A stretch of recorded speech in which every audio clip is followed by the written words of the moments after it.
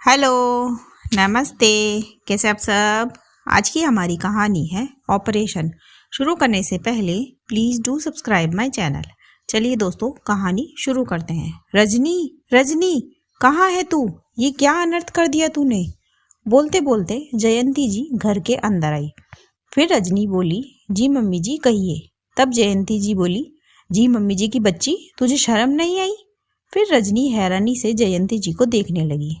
तब वो बोली, तूने मुझसे बिना पूछे ऑपरेशन कैसे करवाया? अरे बेटियों पर ऑपरेशन करवा दिया, एक बेटा तो हो जाने देती। मेरे बेटे का तो वंश ही खत्म कर दिया तूने।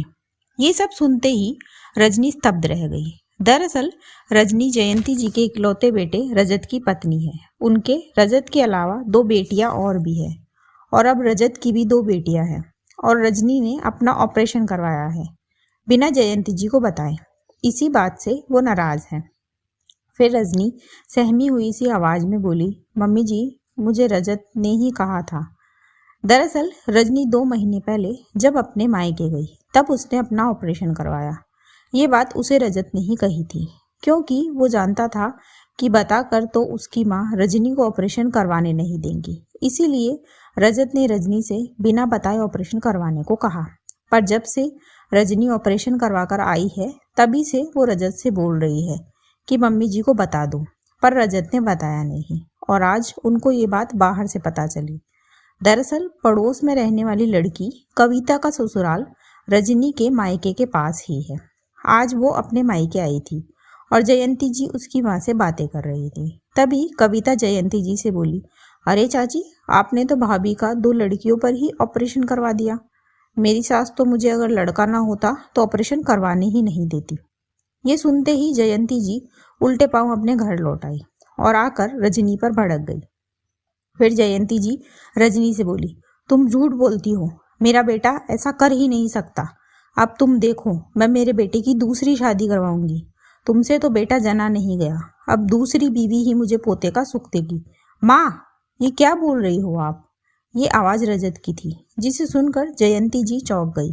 फिर रजत बोला, माँ, अगर बेटे के लिए दूसरी शादी करनी है तो रजनी को करनी चाहिए, क्योंकि बेटा होगा या बेटी, इसकी जिम्मेदारी या कारण जो भी कहो वो तो मेरी है।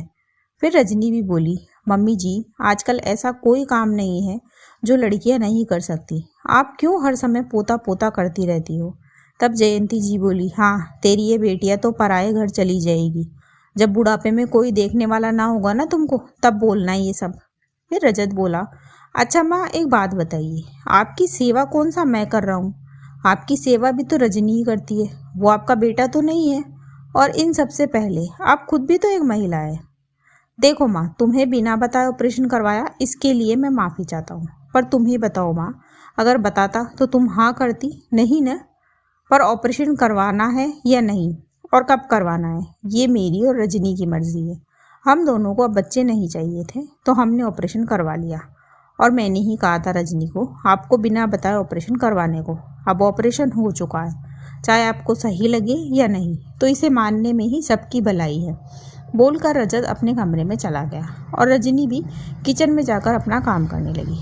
और जयंती जी हैरानी से वहीं बैठी रह गई। उनको ये सच मानने में थोड़ा समय लगेगा। दोस्तों, रजत ने सही कहा या नहीं, और बेटियों पर ऑपरेशन करवाना चाहिए या नहीं? अपनी राय मुझे कमेंट में ज़रूर बताएं। ऐसी ही और कहानियाँ सुनने के लिए मेरे चैनल KNY के हिंदी कहानियाँ को सब्सक्राइब ज़रूर करें। थैंक यू सो मच दोस्तों। Thanks for watching. Do like, share and subscribe my channel. Thank you so much.